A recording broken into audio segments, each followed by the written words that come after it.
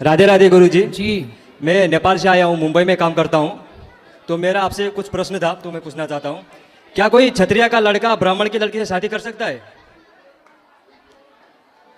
करने को तो आजकल कोई भी किसी से कर रहा है, लेकिन धर्म इजाजत नहीं देता। और नहीं देखते हो तो बोलते हैं कि पितरों को दर्पण नहीं कर सकते। अभी आपने बोला कि चतुर्वर्ण से ऊपर के ब्राह्मण, क्षत्रिय और शूद्र और वैश्य जो भी हैं गुण और कर्मों के विभाग से होते हैं, तो फिर गुरुजी ऐसे कैसे बोल सकते हैं कि नहीं हो सकता है? तो गुण कर्म इसको इस श्लोक को पढ़ा है आपने? हाँ पढ़ा है गुरुजी इसकी मैंने। व्याख्या पढ़ी है? हाँ पढ़ी है। क्या लिखा है?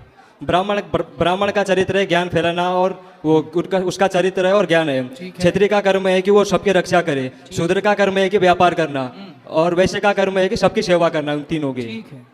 तो क्या क्षत्रिय का लड़का, मतलब जो इधर भी रहते हैं हमारे उधर ब्राह्मण, वो तो कुछ भी करते हैं, हमारे उधर को ब्राह्मण भी तो मांस भी खाते हैं। फिर तो रावण सीता को भी चुराता था।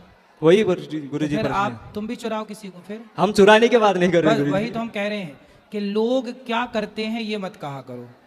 लोग तो गलत कर रहे हैं, लोग तो गलत कर ही रहे हैं ना बेटा। हाँ गुरुजी। तो हम भी गलत करें क्या कि वो कर रहे हैं तो हम भी करें?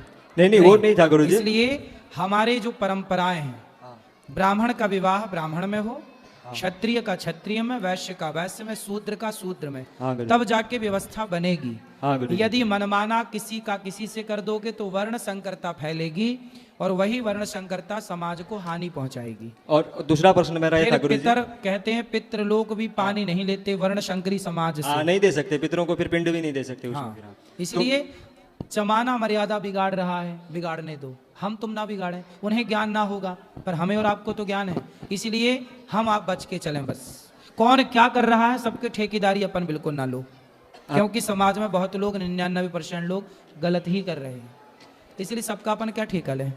तो दूसरा प्रश्न मेरा यह था कि बोलते हम शरीर यहीं छूट जाता है, आत्मा जाती है अपने कर्मों के हिसाब से उधर स्वर्ग लोक में सुख भोगने या पाप लोक में अपने कर्मों का उगड़ने के लिए। तो आत्मा को तो सुख दुख कुछ भी नहीं होता, तो उधर स्वर्ग में सुख कैसे भोगती है और नर्क में यातना कैसे भोगती है गुरुजी? आत्मा को सुख दुख नहीं होता, पर ये बताओ कि आपको सुख दुख होता है कि नहीं? हाँ होता है हमको। किसे होता है? मन जैसा रहेगा वैसे ही, मन को सुख लगेगा तो सुखी रहते हैं, दुखी रहता है तो दुखी रहते हैं। हाँ। इसी को कहते हैं सूक्ष्म शरीर।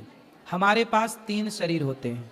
एक स्थूल शरीर जो आपका शरीर दिख रहा है, जो हमारे शरीर है स्थूल है। एक शरीर होता है सूक्ष्म। जब आप सोते हो ना तो आप सपने में देखते हो कि हम वृंदावन आए, फलाने से मिले, तो आप तो बिस्तर में सोए थे घर में, पर सपने में आप वृंदावन आ गए। तो कौन आया? आप ही तो आए।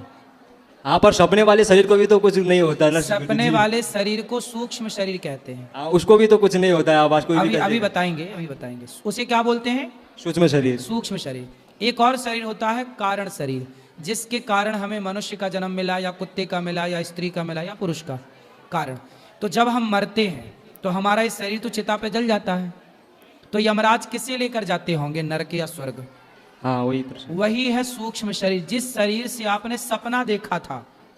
सपना जब आप देखते हैं तो सपने में सुख भी होता है और दुख भी होता है। सपने में तो शरीर को सुख या दुख नहीं होता ना गुरुजी, इसमें आप सपने में जो मेरा शरीर है उसको आप कुछ काट भी दोगे तो दर्द नहीं होगा गुरुजी। सपने में दर्द तो नहीं होता, पर ये बताओ कि सपने में शेर दौड़े तो आदमी चिल्ला के उड़ जाता है कि नहीं? हाँ उठता है। फिर सपने में रोता है कि नहीं, हंसता है कि नहीं? हाँ या ना? सपने में भी आभास तो होती है ना बेटा। कई बार सपने में स्वप्न दोष होता है। क्या हो गया? वहां तो कोई स्त्री नहीं थी, वहां तो कोई स्पर्श के लिए नहीं था, फिर क्यों आपका स्वप्न दोष हो गया? क्योंकि स्वप्न में भी जो आप क्रिया करते हैं वो शरीर प्रभावित हो रहा है। हाँ या ना? तो शरीर तो ये मर जाएगा, जल जाएगा, पर जो सूक्ष्म शरीर है, उस सूक्ष्म शरीर 4 चीजों से मिलकर बना है। मन, बुद्धि, चित्त, अहंकार। कबीर जी कह रहे हैं कि माया मरी न मर मरा, मन मरा मर मर गया शरीर, आशा तृष्णा ना मरी, कह गए दास कबीर। तो हमारा जो मन है वह मन ही यमदूत पकड़ कर ले जाते हैं, वही स्वर्ग नरक का भोक्ता बनता है। और जब अगला जन्म मिलता है आपको तो वही सूक्ष्म शरीर लेकर आप फिर पैदा होते हैं। ये शरीर बदलता है पर सूक्ष्म शरीर कभी नहीं बदलता। तो एक और लास्ट प्रश्न था मेरा गुरुजी, जो भी महिलाएं हैं तो वो उनका मानसिक धर्म होता है, तो उसमें उनको अपवित्र क्यों बोला जाता है गुरुजी?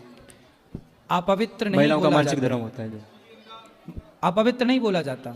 हमारे उधर वो पूजा नहीं कर सकते, खाना सुनो, वाने को छू नहीं सकते कहीं भी। ऐसा है ना, उसका बेटा एक साइंस है, विज्ञान, समझते हो ना। हाँ समझते हैं गुरु जी। आज के 100 साल पहले क्या पक्के घर होते थे? नहीं होते थे गुरु जी। आज के 100 साल पहले जंगल बहुत थे, और जंगल में भेड़िया थे, शेर थे, और हिंसक प्राणी थे, पशु पक्षी थे या नहीं थे गुरु जी। थे? उस जमाने में महिलाएं जो हैं आज की तरह ना, जैसे स्त्रियां जब मासिक धर्म आता है तो आज ना बहुत सारी व्यवस्थाएं हैं मासिक धर्म को, वो ब्लड जो निकलता है उसे रोकने के लिए। उस जमाने में ना पहले ऐसी सुविधाएं नहीं थी। क्या होता था कि महिलाएं कपड़े का प्रयोग करती थी आज के 100 साल पहले मासिक धर्म में, रक्त के संचार को रोकने के लिए कपड़े का। फिर वो कपड़ा कहीं ना कहीं धो करके सुखाती थी। तो जो भेड़िया होता था या हिंसक प्राणी होता था, पशु पक्षी, वो खून की गंध कई किलोमीटर दूर से पा जाता था। तो जैसी महिलाओं को मासिक धर्म आया तो वो महिलाओं के जो खून निकला, उस खून की गंध से वो आ जाता था और महिलाओं को अटैक करता था। इसलिए हमारे पूर्वजों ने कहा कि जब मासिक धर्म आए तब तुम्हें घर से बाहर नहीं निकलना है, तो गुरु जी मंदिर नहीं जाना है, उस समय कार्य नहीं करना है, ठीक है, इसलिए रोक दिया गया। उस समय महिलाओं को दर्द भी होता है कमर में, पेट में, पीठ में, तो आप रेस्ट करो 4 दिन 7 दिन जो भी हैं। अब रही बात पूजा की, तो पूजा आप बिस्तर पर पड़े पड़े मासिक धर्म, उस समय भगवान का स्मरण करते रहिए। भगवान का स्मरण करने का थोड़ी मना किया है, भगवान का चिंतन तो आप किसी भी हाल में कर सकते हैं। भगवान को स्पर्श नहीं करना, उसकी भी एक मर्यादा है। जब मासिक धर्म होगा तो स्त्री अस्वस्थ होती है, उस समय स्वस्थ नहीं होती, वो दर्द से प्रताड़ित होती है। उस समय उसका मन पूजा में लगेगा ही नहीं। तो उसके लिए कहा कि भाई तुम्हारा मन लगना ही नहीं है तो आप पूजा ना करो, चुपचाप बैठ के केवल कमरे में भगवान का ध्यान करो। तो उस समय ध्यान की है, स्पर्श की पूजा का विधान नहीं है। ये सब चीजें बहुत साइंटिफिक हैं। उस जमाने ये सब आज थोड़ी बन गई, आज तो सब चीजों की व्यवस्था हो गई है। आज के 100 200 साल पहले महिलाएं कांच लगा के साड़ियां पहनती थी। आज भी महाराष्ट्र में स्त्रियां साड़ी को कांच लगा के पहनती हैं, ठीक है। आज जो प्रयोग चलते हैं स्त्रियों के लिए, ये पहले नहीं था। पहले अलग तरीके से, बहुत ज्यादा तकलीफ थी पहले के टाइम पर। और सुनो, पहले के टाइम पे तकलीफ क्या थी कि घर में पानी भी नहीं था, कुआं जाओ साफ करने के लिए। अब देखो महिलाओं को रक्त संचार जब होता है तो 2-2 बार 3-3 बार उसे साफ करना पड़ता है। अब ये बताओ कि उस समय पर कुआं थे, तालाब थे और नदियां थी। घर में टोंटी वाला पानी तो नहीं था कि नल खोल और पानी घर पे अवेलेबल था। तो उस समय पर पुरुष उनकी देखरेख करता था, पुरुष तालाब से नदियों से पानी उनके लिए लाता था। पुरुष जिनको जो और अन्य महिलाएं थी वो उनका साथ दिया करती थी। ये सब पुरानी बातें हैं। आजकल के लोगों को ये लगता है कि देखो हमें रोका जा रहा है, हमसे ये नहीं करा। उसके पीछे साइंस तो समझो, भला भी तुम्हारा है। तुम्हें 7 दिन रेस्ट के मिल रहे हैं, रेस्ट क्या नहीं कर रही हो मन लगा के। आखिरी सवाल गुरु जी, जी, क्या कोई लड़का खुद से बड़ी उम्र की लड़की से शादी कर सकता है? कितनी बड़ी? 1-1.5 साल 2 साल? हाँ, 1 साल तक तो ठीक है। राधा जी भी बड़ी थी कृष्ण जी से 1 साल। हाँ गुरु जी, सुना था। ओके गुरु जी, राधे तो राधे। आपको करनी है बड़ी उम्र की लड़की से? नहीं गुरु जी, मैं बस पूछ रहा था, मन में सवाल आते ही रहते हैं सोने के टाइम पे, तो अभी मैं बोला आपसे मिले तो आपसे ही पूछ लेते हैं सवाल सब। आपकी ठीक है, 1-2 साल चल जाती है, 1 साल ठीक है। ओके ज्यादा 10-20 साल बड़ी से ना कर लेना। हाँ, चलो आज के लिए इतना ही। नमस्कार दोस्तों, तो आज की प्रश्नोत्तरी में यह लड़का महाराज जी से दूर खड़ा और उंगली दिखा के बात कर रहा है। आखिर आपने पूरी प्रश्नोत्तरी देखी होगी। अगर आपको हमारी वीडियो अच्छी लगी हो तो हमारी वीडियो को लाइक कीजिए, ज़्यादा से ज़्यादा शेयर कीजिए और हमारे चैनल को सब्सक्राइब कीजिए।